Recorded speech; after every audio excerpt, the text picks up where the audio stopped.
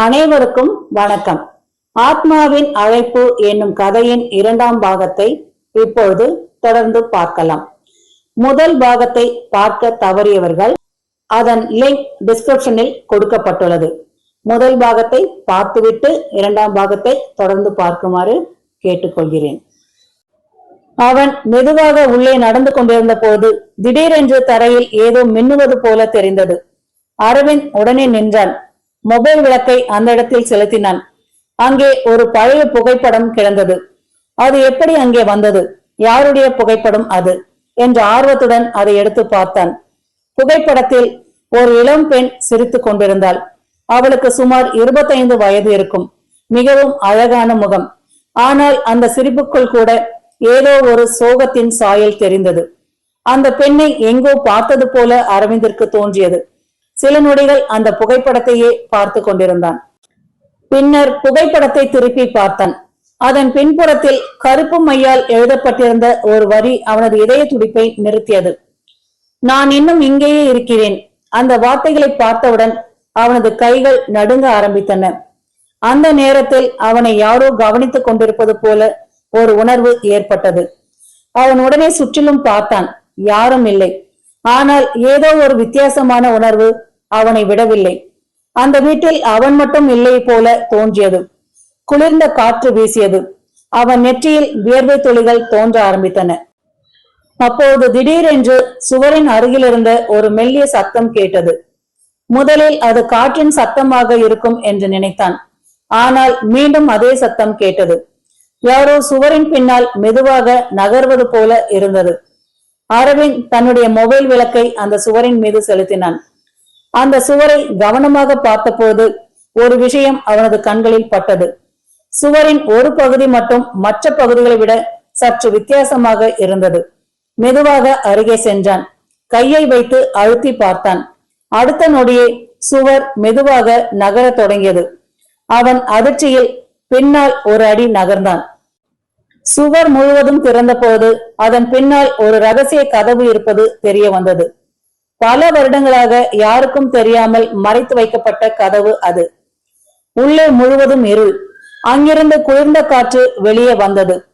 ஒரு நொடி அரவிந்த் தயங்கினான். ஆனால் இப்போது திரும்பி செல்ல முடியாது. உண்மையை கண்டுபிடிக்க வேண்டும் என்று நினைத்து உள்ளே நுழைந்தான். அந்த அறைக்குள் நுழைந்தவுடன் அவன் பார்த்த காட்சி அவனை அதிர்ச்சியில் உறைய வைத்தது. அறையின் சுவர்கள் முழுவதும் பழைய செய்தித்தாள் துண்டுகள் ஒட்டப்பட்டிருந்தன. ஒவ்வொரு செய்தியிலும் ஒரே பெண்ணின் புகைப்படம். அவன் கையில் இருந்த புகைப்படத்தில் இருந்த அதே பெண். அரவிந்த் அருகில் சென்று படிக்க தொடங்கினான். அப்போது அவனுக்கு ஒரு அதிர்ச்சியான உண்மை தெரிய வந்தது. அந்த பெண்ணின் பெயர் நந்தினி. 3 ஆண்டுகளுக்கு முன்பு மர்மமான முறையில் காணாமல் போன பெண். அந்த நேரத்தில் அரவிந்தின் பின்னால் யாரோ நடந்து வரும் காலடி சத்தம் கேட்டது. அந்த காலடி சத்தத்தை கேட்டவுடன் அரவிந்தின் இதயம் வேகமாக துடிக்க தொடங்கியது. அவன் மெதுவாக திரும்பி பார்த்தான். ஆனால் அங்கே யாரும் இல்லை. நீண்ட இருண்ட வழித்தடம் மட்டும் அவன் கண்களுக்கு தெரிந்தது. இருந்தாலும் அந்த சத்தம் அவன் கற்பனை அல்ல என்பது அவனுக்கு உறுதியாக தெரிந்தது. யாரோ அருகிலேயே இருந்தார்கள். யாரோ அவனை கவனித்துக் கொண்டிருந்தார்கள். அந்த உணர்வு அவனை மிகவும் பதற்றப்படுத்தியது. சில நொடிகள் அமைதியாக நின்று கொண்டிருந்த போது மேல் மாடியில் இருந்து மீண்டும் ஒரு சத்தம் கேட்டது. இந்த முறை அது இன்னும் தெளிவாக இருந்தது. யாரோ கனமான ஒரு பொருளை தரையில் இழுத்து செல்லும் சத்தம். கிர் என்று ஒலித்த அந்த சத்தம் முழு வீட்டிலும் எதிரொலித்தது. அரவிந்த் மனதில் பயம் இருந்தாலும் உண்மையை கண்டுபிடிக்க வேண்டும் என்ற ஆர்வம் அதைவிட அதிகமாக இருந்தது. மொபைல் விளக்கை கையில் பிடித்தபடி மெதுவாக மேல்மாடி படிகளை நோக்கி நடந்தான்.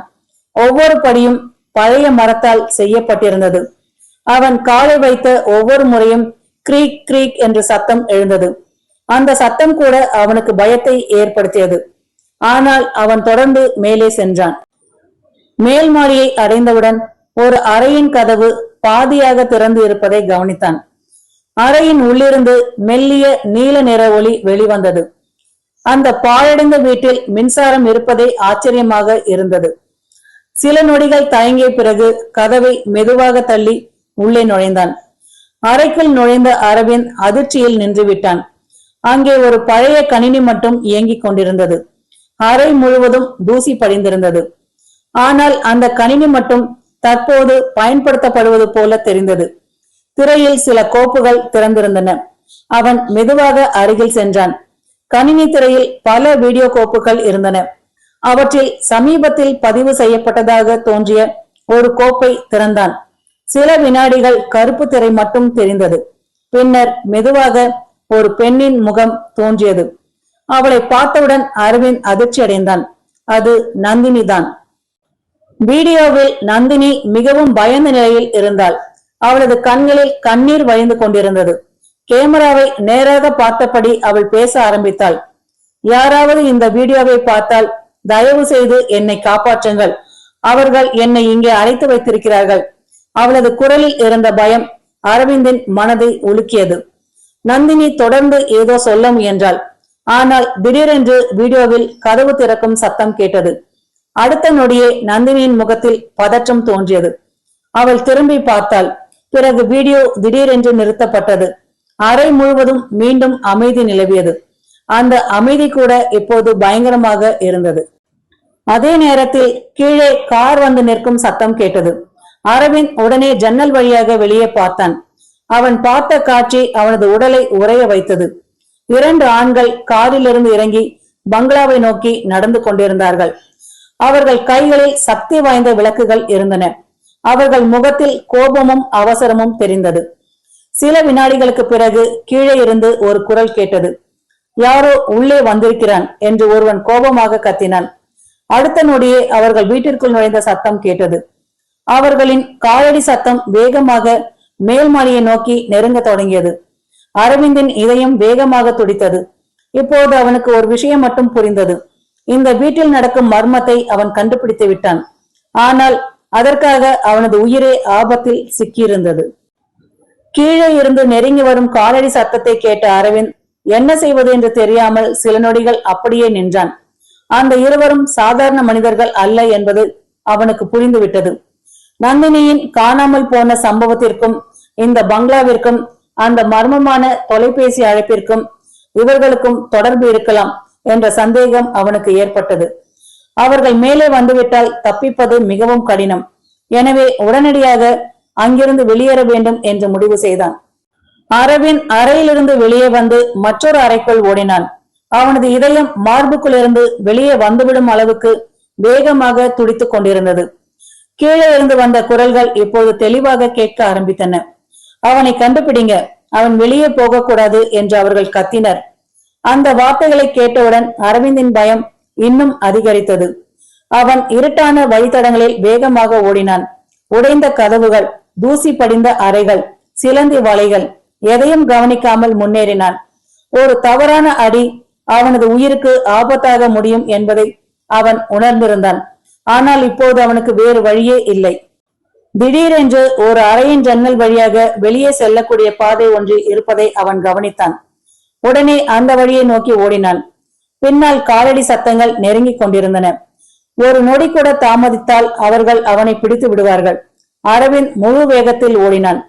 இறுதியாக பங்களாவின் பின்புற கதவை அடைந்தான். அதை திறந்து வெளியே வந்தவுடன் குளிர்ந்த இரவு காற்று அவன் முகத்தில் பட்டது. சில அடிகள் தூரத்தில் அவனது கார் நின்று கொண்டிருந்தது. உயிர் தப்ப வேண்டும் என்ற ஒரே எண்ணத்துடன் காரை நோக்கி ஓடினான். காரை அடைந்தவுடன் கதவை திறந்து உள்ளே குதித்தான். உடனே என்ஜினை இயக்கினான். அதே நேரத்தில் பங்களாவின் கதவு திறந்து அந்த 2 மனிதர்களும் வெளியே வந்தனர். ஆனால் அதற்குள் கார் வேகமாக அங்கிருந்து புறப்பட்டு விட்டது. அரவிந்த் பின்னால் திரும்பி பார்த்தான். நில ஒளியில் அந்த பங்களா இன்னும் பயங்கரமாக தோன்றியது. சில நிமிடங்களில் நேராக காவல் நிலையத்தை அடைந்தான். அங்கே இருந்த அதிகாரிகளிடம் நடந்த அனைத்தையும் விரிவாக கூறினான். முதலில் அவர்கள் சிறிது சந்தேகப்பட்டனர். ஆனால் நந்தினியின் வீடியோவை பார்த்ததும் நிலைமை மாறிவிட்டது. அவர்கள் உடனடியாக ஒரு குழுவை அமைத்து அந்த பங்களாவை நோக்கி புறப்பட்டனர். அன்றிரவே போலீசார் பங்களாவின் சோதனை நடத்தினர். பல முக்கியமான ஆதாரங்கள் கைப்பற்றப்பட்டன. அந்த 2 குற்றவாளிகளும் கைது செய்யப்பட்டனர். விசாரணையில் பல ஆண்டுகளாக மறைக்கப்பட்டிருந்த உண்மைகள் வெளிவர ஆரம்பித்தன. நந்தினி கடத்தப்பட்டதும், அடைத்து வைக்கப்பட்டதும், பின்னர் கொலை செய்யப்பட்டதும் நிரூபிக்கப்பட்டது. ஆனால் விசாரணையின் இறுதியில் ஒரு அதிர்ச்சியான தகவல் வெளிவந்தது. நந்தினி 2 ஆண்டுகளுக்கு முன்பே இறந்து விட்டாள். அந்த உண்மையை கேட்ட அரவிந்த் அமைதியாக நின்று விட்டான். அப்படியானால் அந்த இரவு அவனுக்கு அழைத்தது யார்? அந்த முகவரியை அனுப்பியது யார்? அந்த மர்மமான குரல் யாருடையது? இந்த கேள்விகளுக்கு யாரிடமும் பதில் இல்லை. 1 வாரம் கழித்து எல்லாமே முடிந்துவிட்டதாக அரவிந்த் நினைத்தான். அந்த இரவு அவன் நிம்மதியாக உறங்கிக் கொண்டிருந்தான். சரியாக இரவு 12 மணி. திடீரென்று அவனது மொபைல் மீண்டும் ஒலித்தது. பயத்துடன் திரையை பார்த்தான். எந்த எண்ணும் இல்லை. மெதுவாக அழைப்பை ஏற்றான். சில வினாடிகள் அமைதி. பின்னர் அதே பெண்ணின் குரல். நன்றி அரவிந்த், உண்மையை வெளிச்சத்திற்கு கொண்டு வந்ததற்கு என்றாள். அடுத்த நொடியே அழைப்பு துண்டிக்கப்பட்டது. அவன் உடனே அழைப்பு பதிவை பார்த்தான். ஆனால் அந்த அழைப்பு அங்கே பதிவாகவே இல்லை. அடுத்த நாள் அதிகாலை உதயசூரியனை நோக்கி நின்ற அரவிந்த் மனதில் ஒரே எண்ணம். சில உண்மைகள் எவ்வளவு ஆழமாக புதைக்கப்பட்டாலும் ஒரு நாள் வெளிச்சத்திற்கு வந்தே தீரும். சில நேரங்களில் அந்த உண்மையை வெளிக்கொண்டு வருவதற்காக உயிரோடு இருப்பவர்கள் மட்டுமல்ல, ஆத்மாக்களும் போராடுகின்றன என்று. நண்பர்களே, இந்த கதை உங்களுக்கு பிடித்திருந்தால் லைக் செய்து உங்கள் நண்பர்களுடனும் உறவினர்களுடனும் ஷேர் செய்யுங்கள். மீண்டும் இது போன்ற அழகான கதைகளுடன் உங்களை சந்திக்கின்றேன். நன்றி.